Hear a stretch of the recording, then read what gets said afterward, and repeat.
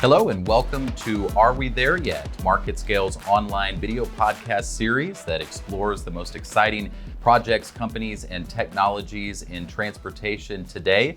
Everything from automotive to aviation, space exploration to marine, and everything in between.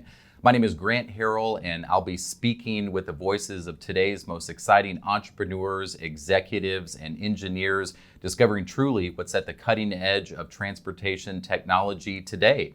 Past topics within the Are We There Yet series have included head-to-head autonomous vehicle racing, drone delivery service to the comfort of your own backyard, and your own personal aircraft taxi service. Upcoming topics within the series include ride-sharing for children and families, autonomous marine exploration, uncovering the ocean's untapped resources, shipwrecks, and yes, hidden treasure.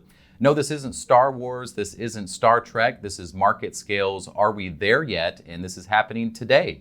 And speaking of today, I'm very excited to meet with Rebecca Locke, Chief Executive Officer and founder of Kidcaboo, the most exciting company in ride-sharing today. Rebecca, thank you so much for your time this morning. Hello, and welcome to Are We There Yet?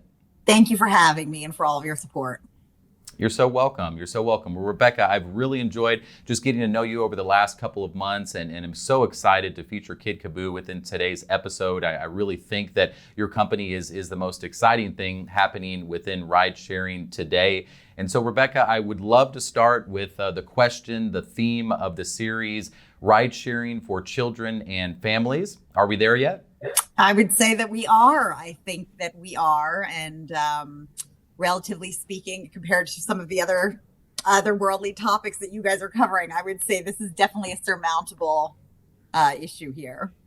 Yes. Well, it's so exciting. And I think the fact that you are making it happen and the fact that we are there yet today, is really just a testament to, I know, the hard work that you put into the company and project over the last couple of years, and definitely give the credit to you and your team in making this happen. And it's so exciting to hear that it is, in fact, a reality today and something that children and families can start benefiting from your service, myself included. I'm very excited to use it myself within my own family.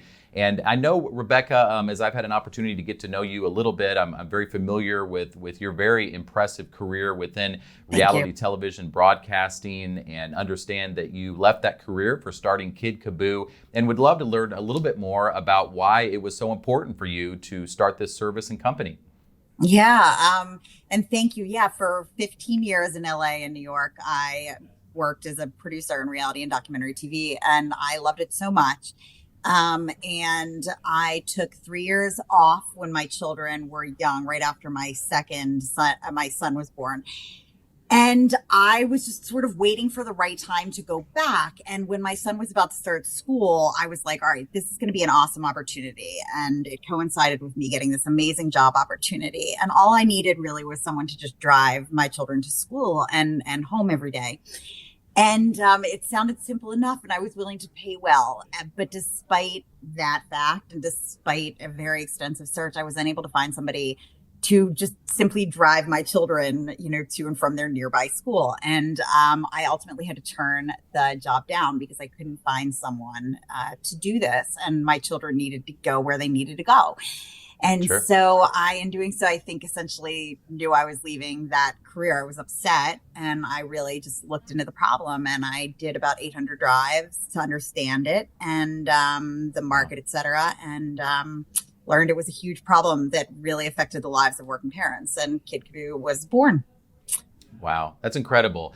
I know, and I mean it sincerely, that it's a service and a company that I'm very excited myself to use. I have a family, and just as you experience, it's tough this day and age with working families and all of the responsibilities of children and their busy schedules that we have to keep up with. So I definitely know that it's an incredible opportunity with your company and a service that's very much in demand. And as I mentioned, excited to use it myself. Can you walk us through a little bit just the experience of working with your company and the service that you provide? Yeah. I think one of the biggest things, ride sharing in general in America just works so well for us as a society. And it's something that is just so omnipresent for adults. And it was a transportation mode that I felt could maybe be commuted to work for children. But again, it had to be like reimagined. And often when I was doing those 800 drives, my children would be in the car with me. I just remember looking back and just being like, what would make this okay for them? Like, what would make this palatable for young kids? And then in turn, their parents would then know that they could be comfortable with this as well. And so I got rid of the new driver every time showing up. We were having these small, regular, consistent driving nanny pools that each family gets to know and work with consistently. What is technology, for example, that we could implement? Live GPS tracking, dual facing dash cams, so we could have babysitters essentially watching our babysitters who are driving these kids around. There's this level of peace of mind, I think, that goes to the children and then also to the parents as well. And that's really, I think, what people get when they work with Kidcaboo. And again, it was born out of my own, personal experience, my children's as well. Yes, that's incredible, and I really appreciate you hitting upon some of the safety technologies that you've already integrated into the company, into the service, and as a parent, that's of course our primary concern. And with you seeing that need for a service, and as a parent yourself, having those integrated already, I think really just offers a sense of peace of mind. So great to hear that. Can you tell me? I know that your service is available now in Dallas, which I'm very excited about, and I know our listeners here in Dallas are very excited to start using it. So for a parent such as myself that hasn't had the opportunity to use the service as of yet, exactly how does it work? How can we start benefiting from working with your company? Yeah, I would say, just for general information, feel free to go visit our website, kidcaboo.com. But then we have a parent app and a driving nanny app available through Google Play in the App Store. And so you download the parent app, you do a one-time account creation that takes a few minutes, and provide information about your children, et cetera. And then from there on, you can just, schedule rides as needed right through the app. You can track your child's rides through the app. And again, we have as well, a very complex ride monitoring system that takes place beyond what parents themselves can track, just to really ensure the safety of every ride. And I think it's worked very well with families. As far as where we are right now, we are launched around Texas fully.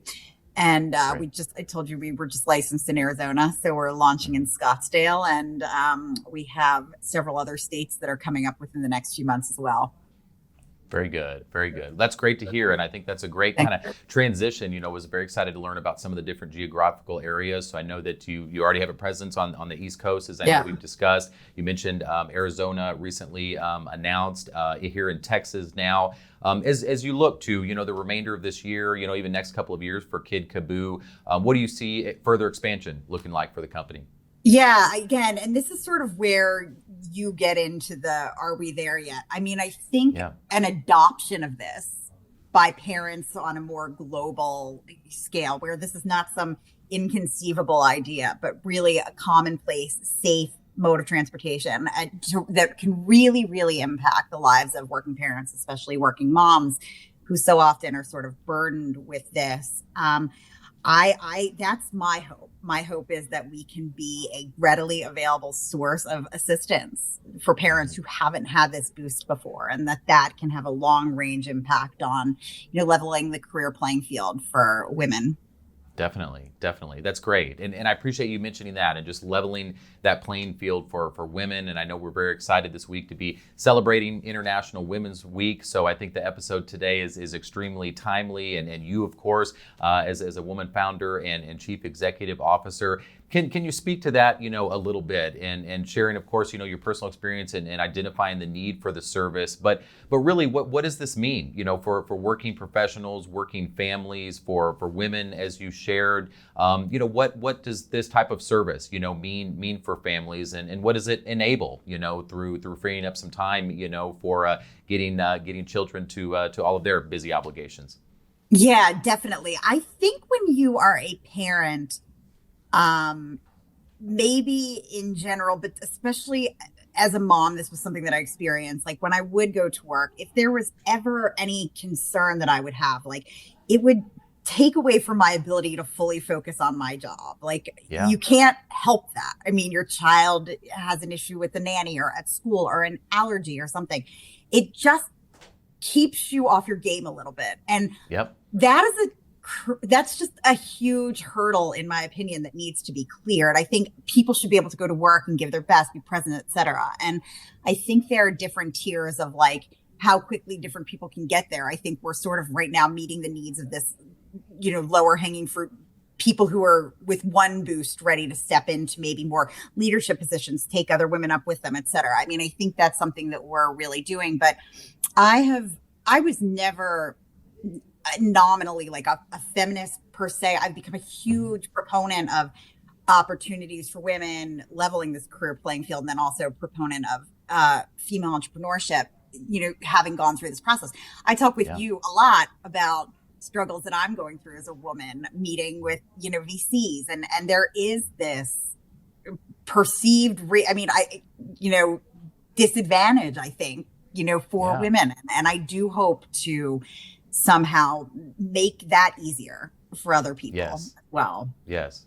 You're already doing that, Rebecca, and really, and I sincerely, mean that, because I know the struggles, that you're speaking of, and I think that you're doing exactly that, leveling the playing field, and I think providing, that sense of comfort for working parents is significant, and not only is it valuable in their own personal lives, but it's also very valuable to the organizations that they serve within, and to have that, presence and that focus, allowed through the service that you provide is incredible, not only for the individuals, not only for the families, but also for the organizations that they're working for. And so that really has a tremendous impact, I think, in a lot of different areas.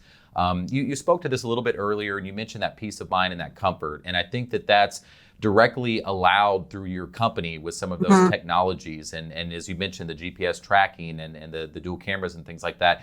Can you talk a little bit more about that, and even just touching on it a little bit generally, but just so that we can better understand what really differentiates this from traditional ride-sharing services? So we know today that if our children or families are using a ride-sharing service, we don't know much more other than maybe when they were picked up and when they were dropped off. But other than that, there's this kind of, blank where we're not really sure what's going on. Can you tell us a little bit about what some of the technologies that your company's integrated to give parents that peace of mind? Definitely. And I think something that we know as parents of young kids, like the familiarity, your kids aren't getting in a car, let's be honest. I mean, with somebody whom they don't know, they're not going to just let you do that. So that's just a huge thing that we had to surmount to begin with. So fortunately, that's out of the way. But I think what's the coolest, and it's necessary, and I think at first driving nannies for us took a while to get used to the oversight, because I mean we have eyes and ears in the car. I mean, like, we are watching these people at all times, and it is literally to ensure the safety of these kids and the peace of mind for their parents, because the end game to change to level the career playing field. I mean, you can't do that if a mom still has to worry. It's not working then, right? So we have that oversight with these dash cams. I mean, like, we know if somebody's taken a turn that maybe they weren't supposed to take, or, everything is just so predictable. We can tell that people are going to be on time, where everybody is at every time, moment. And I think that kind of peace of mind, knowing that we are handling that for moms and working fathers as well. I think that is really something that I knew had to work perfectly for this to be able to have the long-term outcome that we're hoping for. Definitely. That's great. No, and I think it is. And I think you really hit on those main points that allow for that comfort and for that peace of mind, so that parents really can at times focus on their career. And so that's incredible that you've allowed that already. You've done so much, Rebecca, already since starting Kidcaboo. And just developing, integrating the technology, exploring who are going to be the best type of individuals, to actually provide this level of service. On the technology side of things, you have the app and have integrated that. Can you tell us a little bit, what future plans are? So as we look to the remainder of 2022, or even the next few years, where would you like to see Kidcaboo headed? And say maybe a couple of years from now, what would be a mission accomplished for the company and for this project? Definitely. And I think, fortunately for us, we were able to scale with driving nannies, and to practice and test that. And I think you've seen how quickly we're sort of able to like roll this out. Okay. Yeah. But again, like I mentioned, right now we are meeting a population that probably was the easiest to help get into those positions of leadership for women Yeah. in companies, et cetera. I think we need to be able to serve a population that is, economically diverse. I think there are a lot of working parents out there, single parents that are working, that have to work. And, Yeah. and I think that's something that we can do a better job of. And that's definitely something that I'm focusing on. What we're doing is hugely impactful. Put, women into a position of power, and they're likely to bring other women up with them. They're, likely to create, family-friendly work environments, et cetera. I mean, those things are essential. We know that, but I think there are a lot of other people that we can help as well. And yeah, I think that would be a really powerful goal to be able to make. Very much so. Very much so. It really does. I think just as you pointed to it, it has an impact on more than just the service, more than just Kidcaboo. I think it's going to allow some things to happen within the workplace and within society and our culture as general to be more accepting of this, but at the same time to really start to create some of those advantages that I think are going to come out of this type of service and for freeing those working parents. Right. So really exciting to hear that, and just the tremendous impact that I know the company is going to have on society in general. So very excited for that.